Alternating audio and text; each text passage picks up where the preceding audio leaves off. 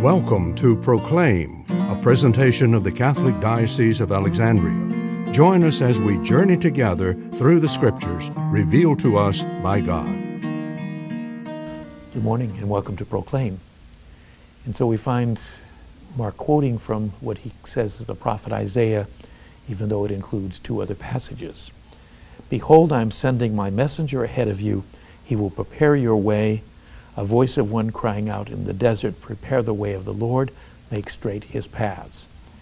In a sense, the Gospel of Mark will challenge believers to truly be followers, to truly imitate Jesus, to see him as their model. And in a sense, the idea that John prepares for this in his ministry is not unique to the Gospel of Mark. In fact, it's shared in some way in all of the Gospels, even John. And then he goes on to describe something about John.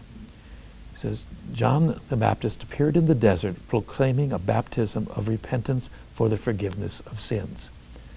The message of John was a call to action, a message of John which, interestingly, we find him beginning to describe in the desert and very quickly moving on to the baptism around the Jordan.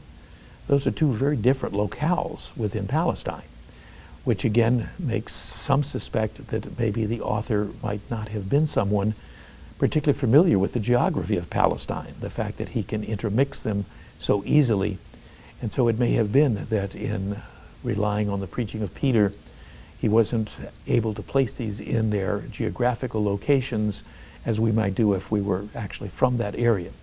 Again, things like that are conjecture, but as we see small indicators like that, it does help us to get a little better picture of the author himself. This program was brought to you by Kramer Funeral Home.